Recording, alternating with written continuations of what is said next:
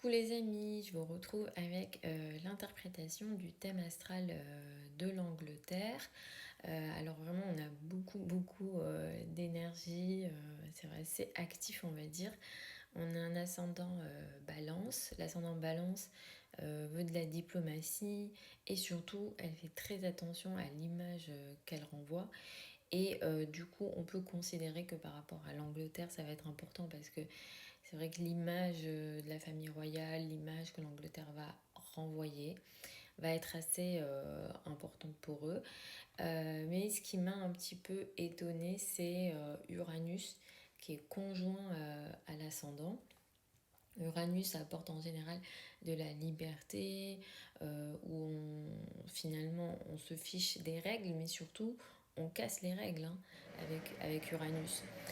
Et ce qui se passe là, comment moi je peux l'interpréter ce Uranus dans le thème de l'Angleterre, c'est que c'est un système qui finalement dans le monde est plutôt marginal, donc original on va dire, dans la manière dont il fonctionne.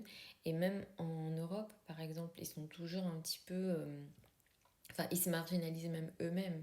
Donc moi, je l'interprète comme ça, où ils rentrent pas dans les mouvements de groupe, ils vont pas suivre en fait. Et c'est vrai que ça, c'est l'énergie d'Uranus. Uranus ne va jamais, disons, accepter de perdre sa liberté, au contraire. La symbolique d'Uranus, c'est vraiment la liberté, et parfois la liberté à tout prix. Donc ça, c'est vraiment la symbolique d'Uranus. Donc ça, c'est plutôt intéressant. Moi, en tout cas, je l'interprète de cette façon. On a un soleil qui est intéressant vraiment sur le fond du ciel, au niveau du placement des maisons. Disons, on a un soleil qu'on peut considérer fort, hein, dans la 4 où l'autorité à la maison ou dans le pays, ça va être qui? Ça va être l'homme, le roi en fait, hein, ici, avec la lune en haut. Donc en fait, la carte là, elle a été créée juste après une pleine lune dans l'énergie du cancer. Donc le cancer qui met aussi l'accent sur le sentiment d'appartenance.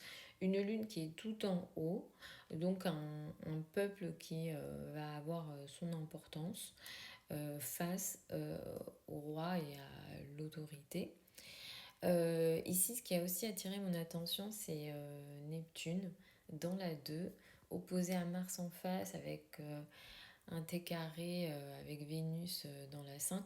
En fait, ça dit que il faut qu'il fasse attention à pas faire beaucoup de spéculation. Je sais que le, enfin, Londres est connu pour ça, pour bah, les marchés de Londres sont connus dans le monde, et même au niveau de la spéculation, l'Angleterre fait partie des pays où ils font, enfin, en tout cas moi, c'est ce que je sais, peut-être que je me trompe, mais c'est vrai que là-bas il y a beaucoup de spéculation.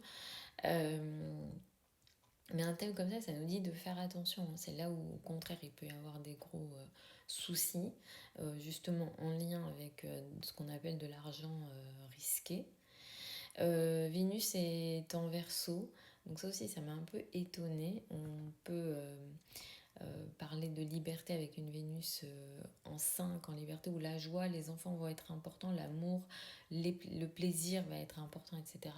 Mais pour avoir vécu à Londres, c'est vrai que, parce que Vénus symbolise les femmes et les femmes jeunes, et c'est vrai que les femmes sont plutôt libres à Londres, et l'énergie, on va dire, de la liberté de la femme à Londres en tout cas.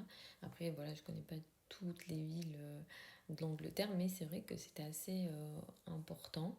Et on accorde là-bas énormément d'importance aux potentielles agressions que les femmes peuvent vivre, par exemple. Donc ça, c'est vraiment très pris au sérieux en Angleterre en général.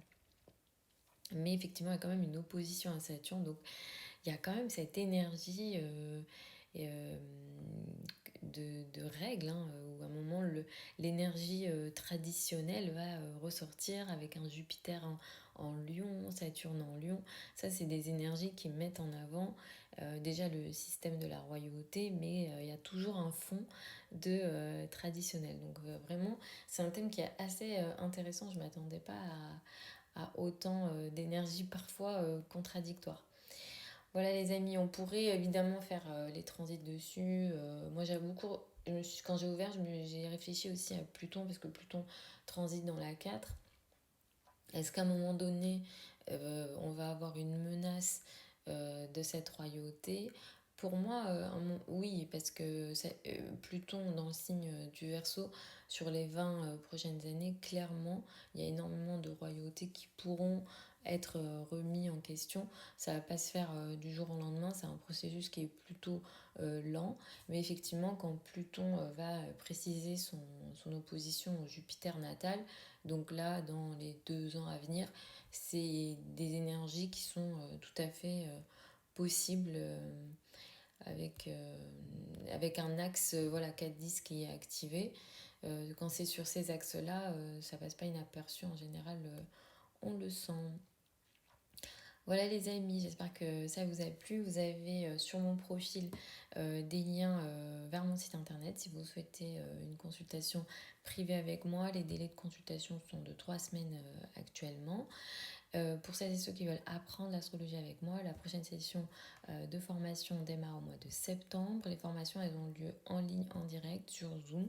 Les séances sont enregistrées, vous avez tout sur mon site internet. Je vous embrasse et puis je vous retrouve lors d'une prochaine vidéo.